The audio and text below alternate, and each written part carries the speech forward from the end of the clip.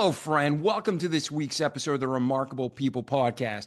We are so glad you're here. I'm thankful to God that we have listeners like you in over 100 countries around the world a week. I'm so thankful that you're sharing this with your family and friends. And I'm so thankful that the show's helping you and I get to be part of it. So please, if you need anything, reach out to myself or the guests of any episode. And I want to do everything I can to help see you succeed. And I mean that. Today, we have a very special guest, Phil Risher. Phil is a man who always seems to be ahead of the curve. While he recently just received the Inc. magazine top award for entrepreneurship and small business, when he was younger, he did a rap that became viral back in the early 2000s. He was living debt-free without student loans, and he talks about how he was into tiny homes before tiny homes were a thing. And today, he's a digital marketing expert, and he's going to show you how to grow your business. You can have even a better life. He talks about things that you can do that are low-hanging fruit. You can do it yourself. We also talk about things that you want to outsource so you can focus on the talents God's given you and what you can do for the most ROI and how you might pay somebody a little bit, but you're going to get 10 times what you'd get on your own. So there's so much we cover about today's world of SEO and AI and websites and the purpose and social media marketing. And Phil's not only a great human, and I consider him a friend, but he's also a subject matter expert, and he's going to teach you about how you hear about Chat GPT and Gemini and all this AI, how it's influencing and changing the world we live in, especially professionally, and how if you're a service-based business, especially between the $1 and $10 million mark, he may be the perfect solution for you and your needs. So take this episode and, like all our episodes, apply what you hear, repeat it each day so you can have a great life in this world and, more importantly, in eternity come. So I'm going to stop talking and let's get to our episode with Phil Risher. The Remarkable People Podcast. Check it out. The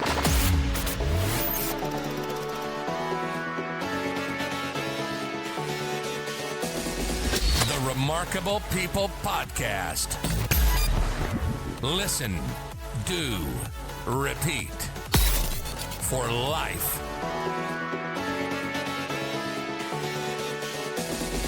The Remarkable People Podcast. Hey, Phil, how are you today? Hey, good, man. Thanks for having me. I'm excited to talk with you. Man, I'm excited to have you on the show. I told our listeners a little bit about you, but straight out of your mouth, good, bad, and ugly, we're going to cover all of life, and hopefully we're going to delve into deep things that will help our listeners have an even better life. But if you promise our listeners one thing they're going to learn from this episode by the time it's done that they can grow from, what is that? They're going to learn how to grow their business and leverage their skills to get the most out of their purpose here on this world. I love it. I love it. And how you said in this world, our slogan, ladies and gentlemen, as you know, is listen, do, repeat for life. Listen to what Phil's about to tell you. Do it. Repeat it each day. Make it a positive habit so you can have a great life in this world, but more importantly, an eternity to come. So our friend Phil is about to share these truths and so much more right after this short affiliate commercial. Hello, friend. Welcome to this segment on the My Pillow slides. These are lightweight, comfortable, fashionable, and normally they retail for almost $80, but with promo code Remarkable, you get them now for $19.50. And sometimes they have the white ones, which I also have had, wear it by the pool, wear them when I travel, for only $10. And these are so comfortable that even our 13-year-old wants a pair. Now, all you have to do to get these great slides is go to mypillow.com/remarkable, place your order for as many as you want, and enjoy them all year long. That's it. Leave a comment below and let us know what you think of your slides when they come in. All right, Phil, let's talk about it. Everything that's happened to us in life, we don't want to dwell on the bad. We don't want to brag about the good, but it all makes us who we are. So, where did your life begin, my friend? Where are you from? What was your upbringing like? Family, location, all the good stuff. Yeah, I'm from Maryland, so right outside of Washington, D.C. My mom and dad got divorced when I was 2, so I was raised by a single mom. And when I went to college, I decided to take out student loans. And I had learned about Dave Ramsey, Financial Peace University in high school. And I actually overdrafted my checking account in high school. And I decided to take out student loans when I went to college. And I was like, hey, I got to pay these student loans off when I get out of school. And when I came out of college, I had a degree in international business. And I knew that I was Dave Ramsey Financial Peace University. So in the first 12 months out of school, I paid off these student loans. And then for the next 2 years, I saved up and I bought a condo with cash when I was 25. So I was like super like into this debt-free thing. And one of my wife is a kindergarten teacher. One of her friends was like, hey, how did you pay off these student loans? And people started asking me, like, what was your budget template that you used? How did you do this? What did you do? So I created a blog, and this is how I learned how to do digital marketing. I created a WordPress website. I learned how to do SEO, get backlinks, do social media content, do email marketing. This was back in 2015, so 10 years ago. And I got featured in Forbes and CNBC and Yahoo Finance and all these cool things. And at the time, I didn't like the job I was working at. And I ended up leaving my job. I bought a tiny school bus and I made a little tiny home and I traveled around the country with my dog and I made content and I would do news interviews, podcast interviews, all this cool stuff. And when I came back from that trip, one of my clients from Enterprise was a $3 million home service business and he needed help growing his business. So he asked me to be his director of business development and I started working there. And in the first year, he went from 3 million to 4 million in revenue. And then my business was created, Flash Consulting, all from this trajectory. And at the top, I said, you never know how your skill sets and what you do is going to lead into your purpose and how you can impact the world. And for me, it was a winding road, right? I lived in a school bus, I was hiking around, and I paid off some loans, and I made this blog. But then it all kind of came to a head when I started working at this company. It all made sense with why I was doing what I was doing and the skills that I had. Yeah, now a lot of people, they hear to this day, they hear the term blog and SEO, and they hear about, well, I grew this business online with digital marketing, but they really don't know what it means. It's like podcasting. For Yeah, yeah, years, I heard about podcasts. I don't really know what they were. And then I just started doing it, right? Which is ironic how God led me. yeah, But talk about what is in today's world, because, it's changed, it's yeah. evolved. It's changing a Talk lot. about what is blogging today. Okay. Well, blogging today is about creating content online, and I wouldn't just stop at a blog. I would just talk about holistically creating content online.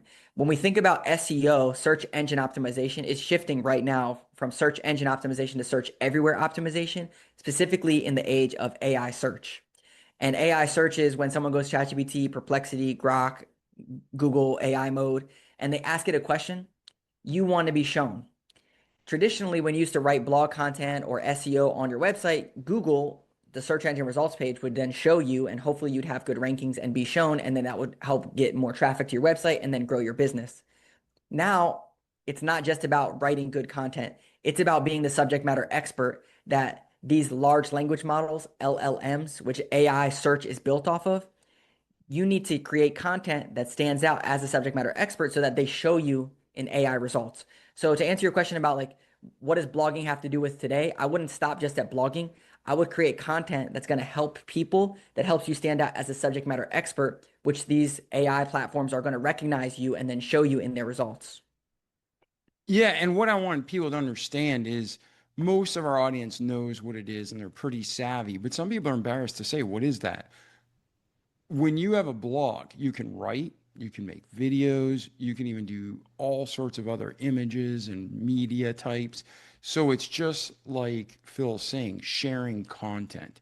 And you were traveling doing it. So you started building an audience and a community, correct? That's right. Yeah. So when I started blogging, I had no idea what I was doing. And one thing for listeners that I figured out was these things called backlinks, which backlinks is basically authority. And authority is very important right now because these large language models, they recognize authority and that's how they build trust on these platforms.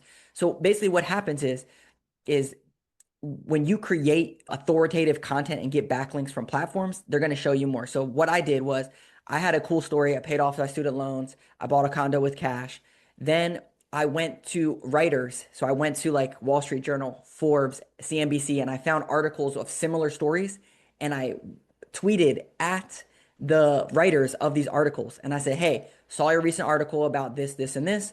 I actually have a cool story. If you're ever looking for an evergreen content piece that you want to share, here's a great story. That's how I was able to get backlinks and get authority into these spaces. This is very similar, David, to podcasting, like you mentioned. A lot of times with podcasting, it's hard to get on cool shows or hard to get cool guests. And it's all about working and leveling up to the next level and taking what you've done and then flip it to the next thing, to the next thing, to the next thing. So how do you recommend someone get started in becoming a content expert these days? Okay, so this is great. If you have a business or if you're a person that wants to create content, the number one thing that you can do is create content based off of questions or comments that people are asking. So let's just take it if you're a business. If you're a business, there's a really good book, it's actually behind me, called They Ask You Answer. And it's about the questions that your customers are asking. You want to answer those questions. So here's how you can do this in a streamlined fashion, because this is what we do. So if you do Zoom calls, you can use a platform like Fathom or Otter, and it will record your Zoom calls. You can take the transcript from those calls, if they're prospecting calls or client calls, take the transcripts, plug them into ChatGPT, and ask it to give you 10 or 20 different hooks or content ideas based off of the actual calls that you're having. This is a really great way then to take the questions that your customers are asking and turn it into social media or content, authority created content options. Now, my company, we work with home service businesses like plumbing, plumbers, electricians, remodeling companies. So what we do, we actually have call tracking numbers that we record their calls for, like running ads or in general just to track the different channels. So what we do is we take the transcripts from their calls, then we plug them into ChatGPT and we get the hooks out of it to create content. So your question was, how does someone get started? It's take the questions that your customers are asking, or even if you're just a general person, take the comments that you see or the questions that people are asking and create content on whatever you're passionate about or your subject matter expert in, and start doing that over and over and over again. So somebody has a HVAC company and they're always asked the same 5 questions and they're just getting frustrated. They don't see the gold in that yet, right? You're telling them to go to Gemini, Chat GPT, whatever. What's your preference? Is there one you see that works better? I would say just stick with ChatGPT. It's the easiest one for people to use, but Gemini's fine too because it's with Google. And for HVAC, for example, we work with a bunch of HVAC contractors. What we do is we set up a content calendar. So David, you'll know, like in January, people are not talking about AC, they're talking about heat. And then in February, they're talking about something else. And then they're talking about allergies and indoor air quality. So we set up a content calendar: January, February, March, April, May, June, July. And then we have themes that we're talking about every single month that correlates with what people are going to be actually searching for or talking about. Then what we do is we take the hooks and we create hooks off of those themes. So a lot of times people get scared, like, well, what do I talk about? I can talk about anything. I could talk about the 5 questions, which is great. But when you have a theme like indoor air quality, then you can get very specific on what are the top 5 questions with indoor air quality. Another thing is this versus that content works very good. So you might do Pepsi versus Coke, Burger King versus McDonald's, and you share this versus that content. It's not just the questions that people ask, but this versus that. Also, pricing guides. So, hey, you're in the market for a new ductless AC system. Here's what you need to know about pricing guides. And it allows you to create content based off of those things, not just getting stuck in, here are the 3 questions that you should be asking for HVAC. And I'll give you one other quick tip on this. The hooks, the first 5 seconds, everyone is creating content like, here's 3 reasons that you should get a new HVAC system this summer. What you want to do is say something like, here's the number 1 reason in South Florida why HVAC units go out and how you're going to solve that for your home. Something that pulls them in with a local geographical target that's a lot more punchier, that's going to help them stick around to watch it than just get coached on 3 things that maybe doesn't make sense to them. Yeah, and we kind of jumped into the business side, right? Yeah. And swooped through your life. Yeah. All right, so let's do this. Let's kind of go back. You grow up, your mom's single mom. Yeah. You get into high school, and then after high school, where does your life go from there? I miss it. Did you go to college or did you just start working right out of the chute? Yeah, well, in high school, I was working at Ruby Tuesdays. I was a waiter, and I went to college, and I went all Oh, four that's years right. of You said college. international business. That's right. I Yeah, apologize. international business. I interned at Enterprise Rent-A-Car. I interned at Merrill Lynch, and then I also did like flag football coaching. So I was pretty much grinding it out in college. And then when I came out, my parents were divorced, as I mentioned. So my mom actually got married when I was in college, and she moved away. And I never lived with my dad before, but I called him and was like, "Hey, I'm on a goal to pay off my student loans in 12 months, and I'm looking for a place to live. Could I sleep on in your basement? I'll take care of your young kids and be an on-call babysitter. I'll cut the grass, I'll do the dishes. I just can't pay rent for the first year." He was like, "Yep, sounds good." And that was my transition out of college into paying off these student loans and getting after it. Yeah, and I want people to understand that because people are like, well, yeah, you paid off your debt because you made $3.8 million dollars in a year. No, No, no. Phil, did you make $3.8 million dollars your first year? No, no. When I came out, I was working at Enterprise, so Yeah, no, I know. I was making $48,000 a year, and living, off rice and beans basically. And the thing is, like, one pushback that people say is like, "Oh, well, of course you could do that. You didn't pay any rent, or you lived in your dad's basement, whatever." I don't have someone do that. Like, that was one option. I could have lived on someone's couch or rented a room for $500 or something like that. But I think the biggest thing is, this is a really good quote that I always say to myself is, if you want something bad enough, you'll find a way. If not, you'll find an excuse. And for me, it's like, if I want it, I'm going to figure it out. If not, I'm going to find an excuse on why I can't do it. And when I find myself making excuses, I then think to myself, well, I must not want this bad enough that I keep making excuses that I don't figure it out.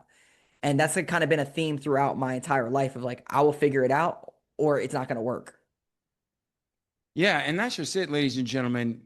Everybody is faced with choices and sacrifice. And Phil had short-term loss for long-term gain, that financial freedom.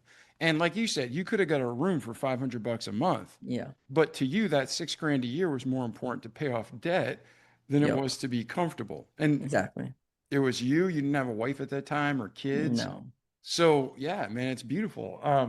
Yep. Same thing with cars. And it breaks my heart, breaks my heart when people go out and their teenager buys like a $50,000 car, goes in debt, and the parents support it. Yeah. It's I'm ridiculous. just like, that's slavery. It's like you're literally buying a car to make a payment. Your insurance is through the roof, and you're going to be working and pulled out of church on Sunday. You're taking time away from family, and you're going to be working to pay for a car you probably don't need in most cases, you know? That's right. I always tell people this when they ask me about building a business or taking risks. For me personally, the number one secret weapon that I have is being debt free.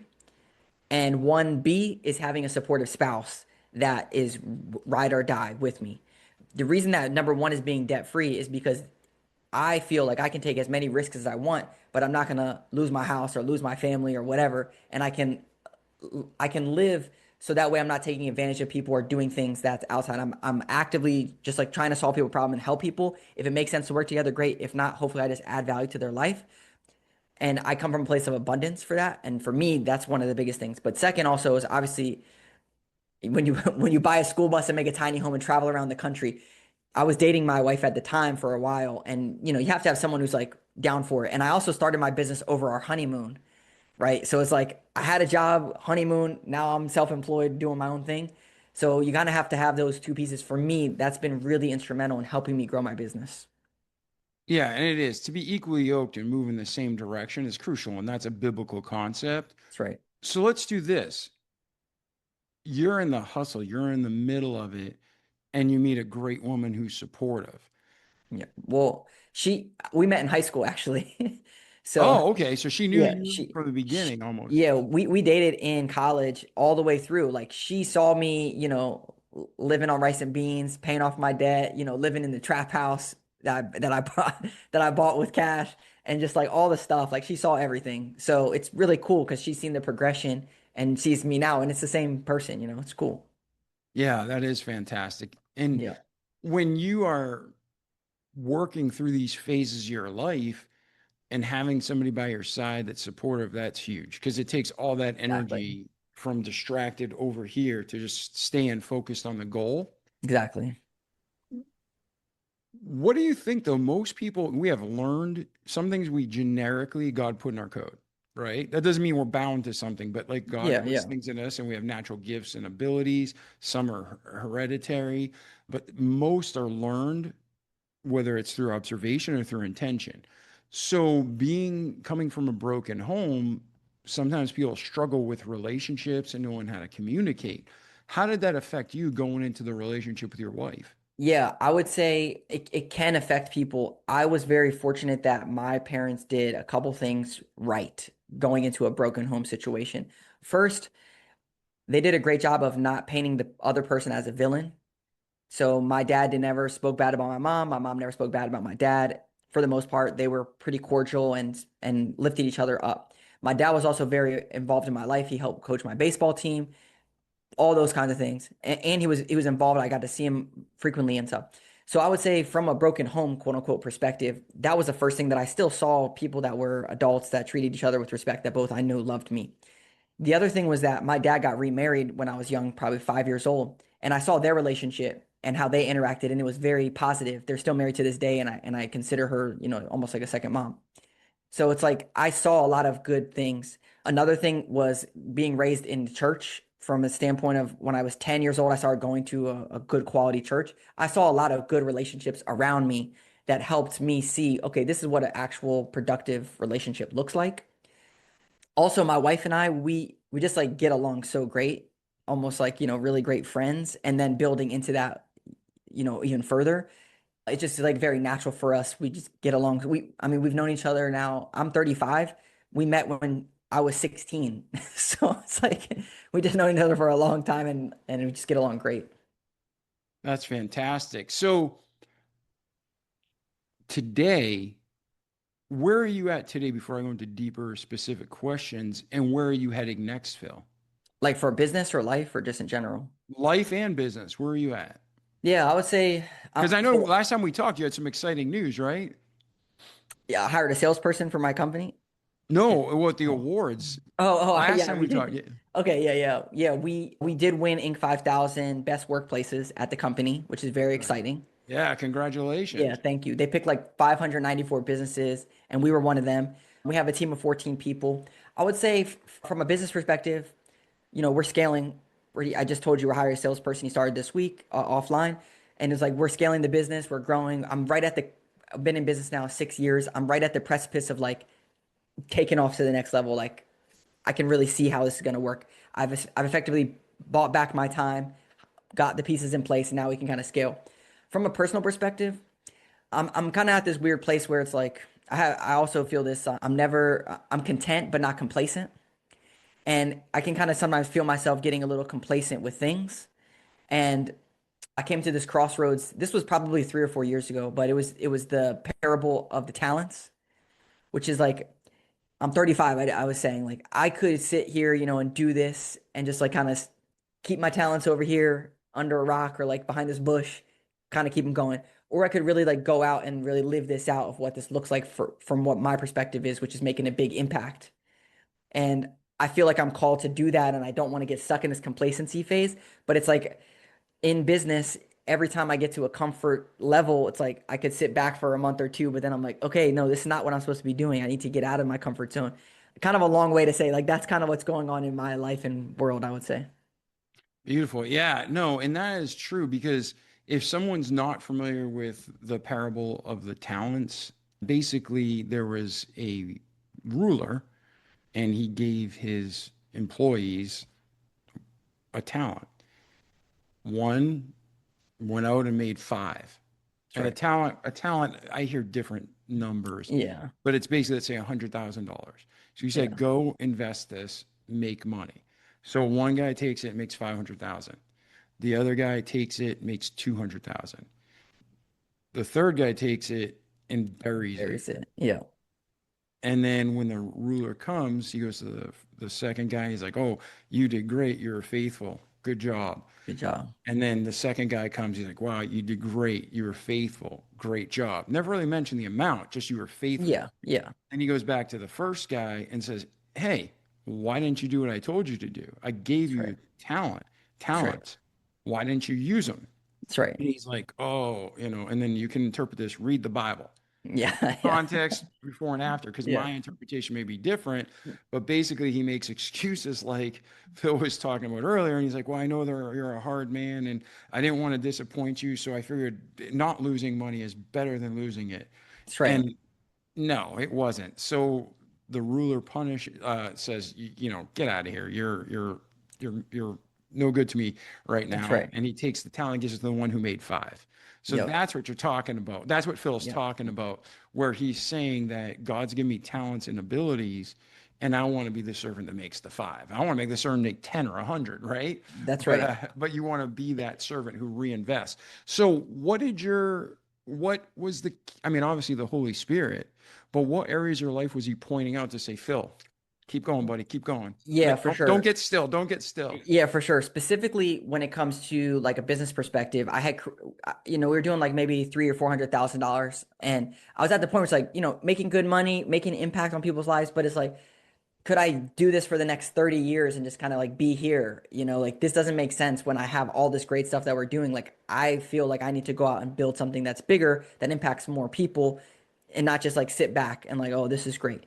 So that's the first thing. Right now, it's to me, it's more about the impact that I'm making from a content perspective, kind of ties all this back together. That like if I truly believe that what I do helps people, like which I truly in my bones, I know that it helps people because we have clients that are doubling their revenue year over year, tripling their revenue, selling to private equity for millions and millions of dollars. Like I know what we do helps people. I have to have a conviction to go out and help as many people as possible through my talents that I've built and take that and go to the next level. And I feel like sometimes, might be nervous. Oh, am I going to stumble about this? Are people going to resonate with this or that or this? But it's not about me, right? It's about using my talents to help impact and get a greater reach. And so that's something that I've really been trying to focus on. And then the other piece of this is buying back my time so that I'm using my talents and not getting bogged down on things that are not my talents just because it's easier to do it or less expensive to do it. But really trying to focus on what's my unique ability, what's my talents, go out and do it. Yes. And when you're working with clients, like some people may be listening, like, okay, I don't know. I want to grow my business. I want to increase my talents. But Phil, what do you do again? And how can it help my business grow?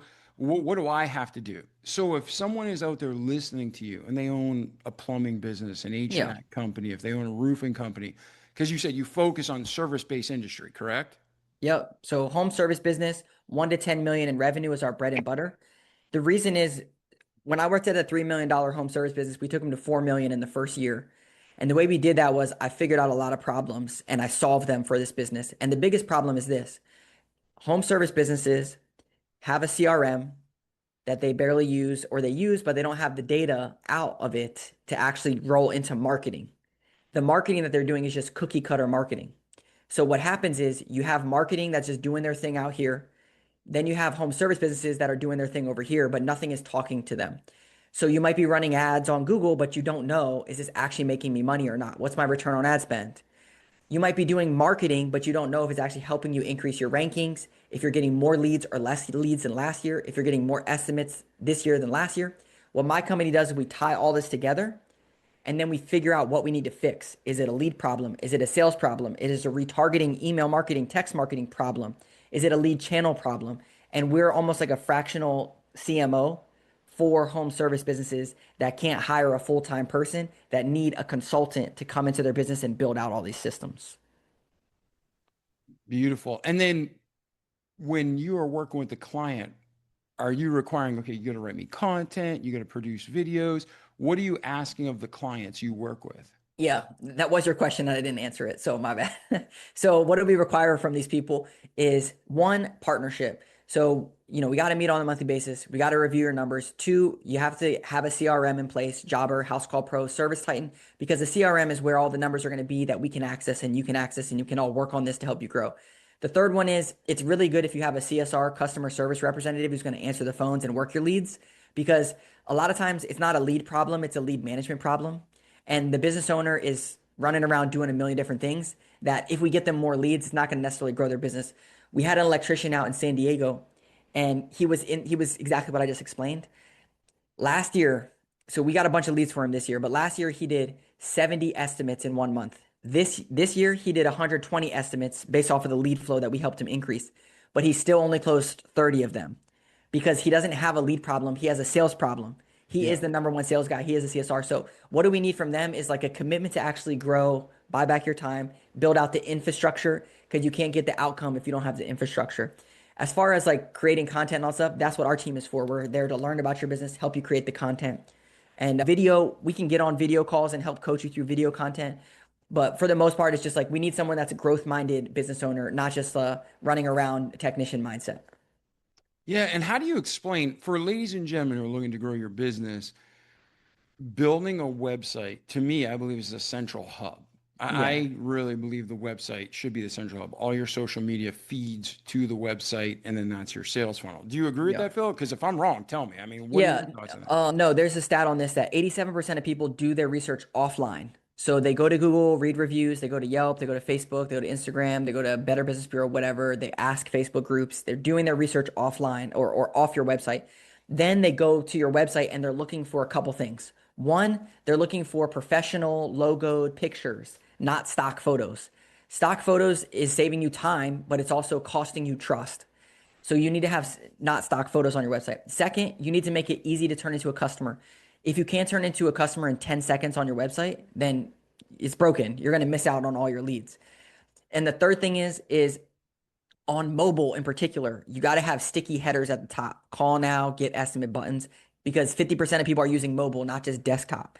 So the premise is you need to set yourself up off your website so that way you show up and you look like a credible company and you have enough reviews and you have good content that people find you. But your website has to be that hub, like you're saying, hub and spoke model. Everything drives to it. And it's like, yep, this is the company that I thought they were. They're professional and it's easy to reach out to them. Yeah, and that's sometimes I don't express myself, but Yeah. it's like the web, the world. It's like a giant net, and it pulls it all in, and then Yeah. that's the funnel, like the water slide into the pool of fun, right? Exactly. So yeah, Exactly. so that's why I think it's so important. And another thing is, people expect to just, in the old days, let's say 1950s, I'm gonna start a business, and I'm gonna hang my slate, and I'm gonna drive business. That didn't work with a physical business. In our society in 2025, it's I'm going to launch a website and I'm going to be successful. Which is, What do you yeah. think about that? Yeah, so if someone is just starting out, the number one way that you can grow your business is through B2B partnerships. And I was just out in Las Vegas on Jobbers podcast, Masters of Home Service, and I did an episode on this whole game plan. But basically, if I was going to start a business today, I would build it off of B2B partnerships. And what that looks like is you find complementary services and you have them refer you business that comes in the door. So let's say you're a roofing company. You find all the gutter cleaning companies in your town and you say, hey, you don't do roofing, but you're on people's roofs and you're doing gutter cleanings. If you send us a lead, we'll give you $100. If you send us a customer, we'll give you $500. The whole premise is that you have now salespeople all out in the field that are selling for you, that are sending you leads. And the beauty of this is that you're not spending money on Google ads. You're only getting money, you're only paying when you get leads or customers that come in the door. And two, they're warm leads. They're people that are referring you to come in that already know, like, and trust this other company, and they're referring you in. It's not like a cold lead from ads. A lot of people just say, oh, I'll slap up a website, run some ads, get some leads come in, and grow my business. The best way to do it is to get B2B partnerships, build out that relationship, and then you have sales funnels coming from all over the place with leads. Yeah, no, I couldn't agree more. And then talk about also, it breaks my heart to see people pouring money into Facebook ads. And it just seems that there's very little return in most people's Facebook advertising. And all of them, I mean, you got LinkedIn and then boosting posts and Yeah. spreading it. What are your thoughts on most social media platforms and where are you actually seeing return? Yeah, there's two parts to this. The first thing is when you think about the buyer's journey, where are people at in their buyer's journey when you're on these platforms? So, for example, when we think about Facebook, Facebook is very top of the funnel. They're scrolling through their Facebook, they see an ad, they say, oh, I wonder how much this costs. Let me go see what this is. Specifically, when we talk about home services, it's like, oh, I should get my gutters cleaned or I should get an HVAC tune up. Let me go see what the price is for this and click on this. It's very top of the funnel. It's not like the people that I told you before that are in the market, that are doing the research, that are then finding the company and saying, hey, I'm ready to roll. You're the company I want to work with. So the reason Facebook ads don't work a lot of times, specifically for service businesses or home service businesses, is that there are a lot of price shoppers and tire kickers because they're not at the need point. They're not searching for the need that they have on Google. They're just scrolling through Facebook and they see something that's pretty and shiny. So that's the first thing, is thinking about what mindset is your avatar in when they're on that platform. So like for us, we recommend optimizing for Google first because Google is high intent searches. People are going there looking for an HVAC contractor to Google specifically because they need an HVAC contractor. So if you're not maxed out on that platform, which is bottom of the funnel people, high intent searches, why move up the funnel to more people that are top of the funnel that are going to be tire kickers that you need a better sales process for when you could just work on the bottom ones? The second piece of this is return on ad spend reporting, which most people just throw money at the Facebook gods, at the Google gods, and pray that they get leads and that it actually helps them grow. And then they have a gut feeling that it's all working. Yeah, right. You don't run your business off gut feelings. You have to have your return on ad spend dialed in. You have to know I spent $2,000, I got 10 leads, and I made $20,000. That's a win every single month. Most companies don't have that. Yeah, no, not even close. Not even close. All right, Phil. So we started off the episode, we talked about growing your business. I think we brought people a lot of good content in that area. And we talked about your journey and your life and kind of where you're at. But I feel like there's a whole bunch of holes. So let's just isolate first. In your personal life, from your birth to today, is there anything significant that we didn't talk about that you want to discuss that will inspire or motivate people? I used to be a rapper. So yeah, Nice. there you go. That's a cool one. So in high school, I was in marching band, created videos and stuff and music. I learned how to use Fruity Loops and make beats and stuff. And then my friends, we'd rap on them. And that really kind of got me out of my shell of creating content and doing fun things. So in high school, one of my raps went viral. And so I would say that was kind of the starting point of making fun things and doing content and creating cool things. This was back in like 2008, 2007, something like that. So I guess the theme around that is that like knowing who I am and being confident that like I'm just gonna do this, and if people don't like me, it is what it is. But most of the times what I found was like by being unique or being different, it just like it drew so many more people to me. And so that was a really big one for me because when people hear that, they're like, oh wow, yeah, I was actually making real content and doing stuff. So yeah, that was something that's unique that probably people didn't know. Yeah, and that's inspiring to be who you are and don't be anybody Exactly. else. I always Exactly. used to think once I got saved when I was 15 and God changed my life, I was like, I never was big into lying because I was surrounded by liars. So I hate Yeah. lying. And I think that's the trait most associated with Satan. Yeah. But when my life changed and I really understood who God was, I was like, or understood more. I don't know if we ever as a man be able to Yeah. fully understand God. But I was like, why bother lying? God Yeah. knows the truth, and He's the only opinion that matters. I don't respect myself when I lie, so I might as well tell the truth and take a beating if I need to, because it's better than lying. So Exactly. that's good advice. Just be yourself. Be who God made you to Exactly. be. All Exactly. right. What, What what about your? Oh, go ahead. I was gonna say, one other piece of that is like a lot of people, if they don't create content, they get very self-conscious about like, do I say this right? Do I fumble over these words? Do I look okay? Do I have this? Do I have the right lighting? Do I have this? For me, it's like that calling about the talents, that has to be stronger for me to be able to say like, okay, I need to get out here and do this. And like those are things that are gonna, those excuses that you mentioned about the guy that buried his talents, those are the exact excuses that people fall into. And the creating content piece, a lot of people fall into this, that they have to have it all perfect. And it's like it doesn't. You have a unique story, you have a unique way of saying it, you have a unique perspective that then you can go out and share with the world. And you should feel that way and you should feel confident that it's okay to be you. Yeah, and most pieces aren't going to go viral. And I mean, No. I think 90% of the pieces that do go viral, it's corrupt anyways. It's like famous people paying off other famous people, and it's behind the scenes, they control the algorithm. You know, Yeah. if somebody The, who owns Facebook wanted to promote one of his girlfriends, boom, she's famous, right? exactly. The thing with the viral thing is, so I create YouTube content and I usually get about like a couple hundred views per video. That's as if every single week I went in and spoke to 300 people at a conference lecture hall for 12 to 15 to 20 minutes every single week. Like, imagine the difference of thinking about it that way. No, I agree. I heard someone say that a couple years ago about podcasting. Yeah, And exactly. they were like, if you have 100 people a week listening to your podcast, why are you discouraged? Yeah, He's like, if I asked you, hey, will you come every Monday at 7 o'clock and speak to a group, and there's gonna be 100 people there every week, exactly. you'd show up every week. So why are you discouraged about your podcast? Exactly. We started counting impressions or views. I don't care much about views or impressions from a lead gen perspective, but just in general, like how much impact are we making and how many views are we getting? And last month, I think we got like 80 or 90,000 views across all of our platforms. I'm like, imagine me, like, ma I'm able to, 90,000 people are going to see all the stuff that we're doing. Like, obviously, I want to get more than that, but that's just like pretty amazing when you think about it, like what you're saying. Yeah, it compounds just like interest on investing. Exactly. So Exactly. awesome, Phil. Well, it's so professional. If you Do you have anything else you want to talk about, like, Dave? This is like a huge mistake I see people make, and it's so easy to fix. The biggest thing is if you're spending money on ads, which most people are running around with the gut feeling thing, you gotta have a process dialed in for your return on ad spend every single month. Whether that's Google, Facebook, Yelp, Meta, LinkedIn, whatever, YouTube.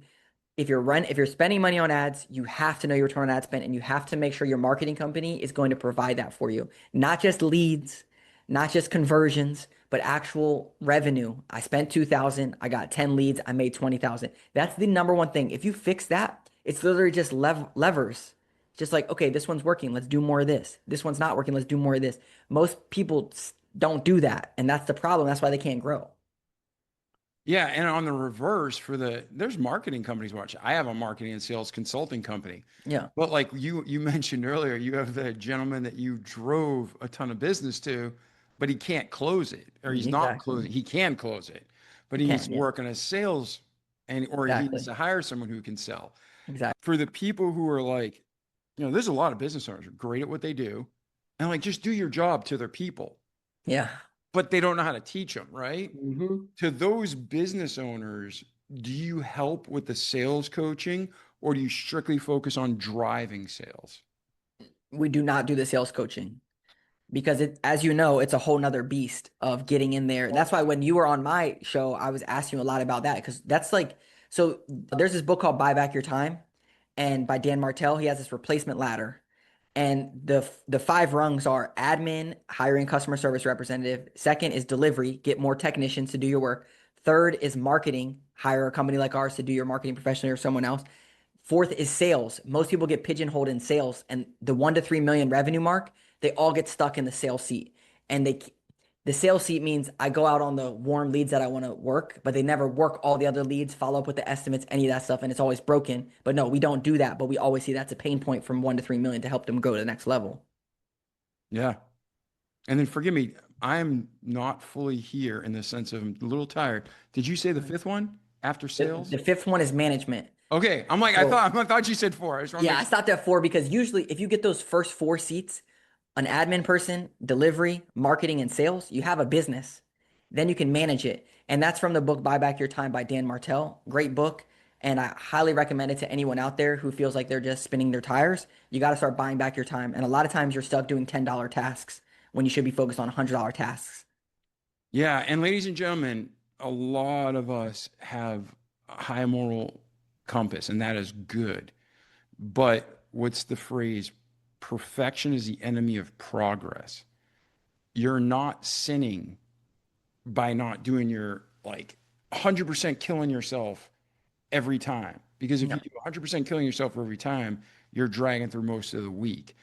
of And course. with what Phil and I are talking about, you always want to do your best. You always want to Hmm. give it your best, but it's at that time, and you don't want to feel that psychological guilt or shame or be dragging and emotionally down because everything does tie together. So if your That's right. sales is dragging you down, then your production or your management, everything's going to work together. It's like your body. If your body's super healthy, but you get a problem with your kidney, everything goes down, right? That's right. But man, I had a point to make about this that I see all the time in businesses, and I lost it. And I apologize to you Uh, as my audience and Phil, but oh, damn it. What were we saying? There was something that I see all the time in people I They're the consult. number one salesperson in the business. They're the hustler. The hustler has to die. The leader has to be born. All those things to me is what I see a lot of. They're hustling, running around, burning themselves out. That gets you to a million. To go from 1 to 10 million, you got to be a leader. The hustler has to die. Yeah, no, all that's true. There's Yeah. something I was going to say that's like, it's so obvious, but nobody sees it, or very few people see it. And There's a balance between things. yeah, Like it's all good. no, you're hitting it. It's like, I'll go back and watch and be like, dang it, that's what I should have said. Yeah. All right, man. Well, it's been great talking to you again. All the time, I have fun, enjoy the conversation, and learn and grow. But yeah, sales coaching, you need someone, ladies and gentlemen, to not just train your people, but you need accountability. You need That's to right. enforce it. You need to stay on top of it. You need to make it fun. And if somebody doesn't have that personality, that doesn't mean they're a bad person. It just means they're not the right salesperson. That's So right. you need to find that person for it. So let Phil drive you the leads. Get a company that does great sales coaching and shows results to show you how to harness him, and then make sure your manager's good, not embezzling money. Yeah. So, That sounds like a great business to me. yeah, right. So, anything else? Any final thoughts, Phil, before we wrap this episode of the podcast up? I would say if you want something bad enough, you'll find a way. If not, you'll find an excuse. If, Google ads are not working for you because they don't work for you, they work. You just don't know how to do them. If SEO doesn't work for you, it works. You just don't know how to do it. If email marketing doesn't work for you, it works. You just don't know how to do it. So instead of just making excuses, it doesn't work for us. Try to find a company that can help you do these things and find a solution. Don't just write it off and this is woe is me kind of thing. Yeah, and if someone wants to get a hold of you, what's the Oh, best way to reach you? yep, flashconsulting.com, PHLASH consulting.com. We do these free marketing audits. If you're 1 to 10 million home service business, we can hop on a call, walk you through exact roadmap to help you grow your business. We give it to you. We give the recipe, sell the cooking. So we're open book. That's the best way. If you just, hey, Phil, you seem like a cool dude. I usually hang out on LinkedIn or Instagram. It's just my name, Phil Risher. All right. And I want to talk about one more thing. People who are saying, email marketing doesn't work. Well, it's like anything else. There's so many pieces of it, and it does work. And you know what else works? Direct mail works. You know how Yeah. I know that? Because Google sends direct mail to my door. And Yeah. Google's the one that is I saying know. only go digital, right? So I know. everything works in the right context, That's right? right. But I do want to talk about AI. I mean, it's the elephant in the room Yeah. because people are becoming lazy. They're not thinking. I feel like, did you ever see the movie Wall-E, where everybody's sitting there slurping on their shakes, getting Yeah. fat, just watching TV? They're Yeah. letting AI do all their work, right? Yes. There is a better way. And obviously, you and I know that, and that's how we make our livelihood. But when it comes to people listening to this show, some of what we marketing agencies do for a living is being phased out, but the SEO is still crucial. So, where do you think the balance is right now between AI and SEO? Well, there's kind of two parts to it. The first one is AI search, which is people not going to Google, going to ChatGPT or Perplexity or these other platforms and doing search on there. So how do you show up in those platforms? Here's a very simple way to find that out for your business. Go to ChatGPT or whatever platform that you like, search for HVAC service in whatever your city is, see what it gives you the results as. Then ask it, how did you come up with these results? It's going to give you the guidelines that it came up with. Then if you're not there, say, what do I need to do to position this company to be there?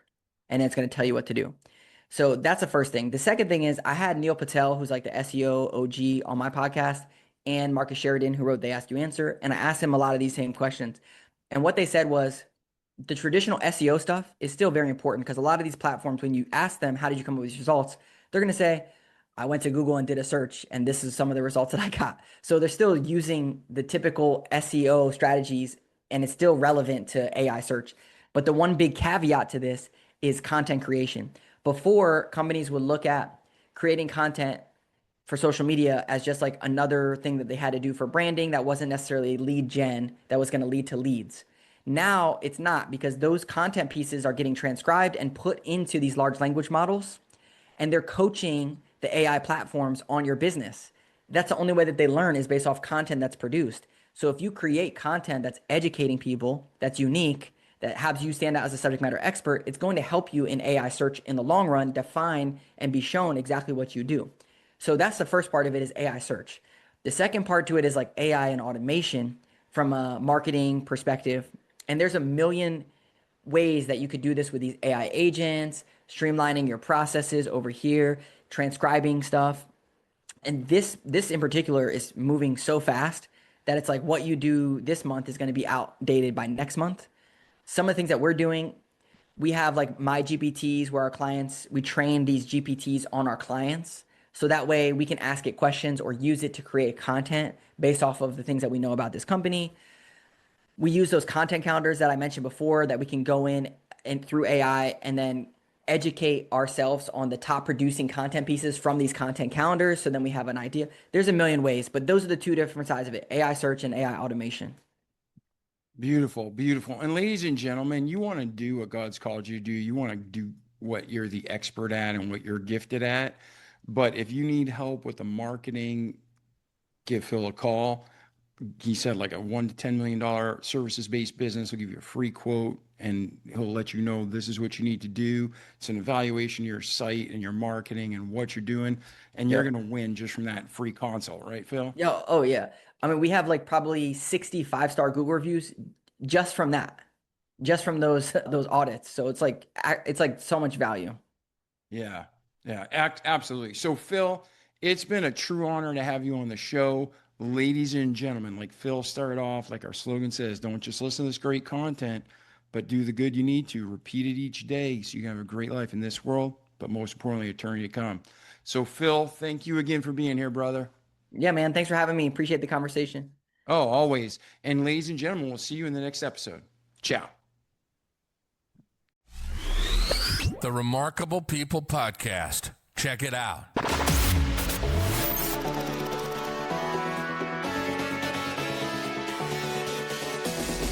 The Remarkable People Podcast.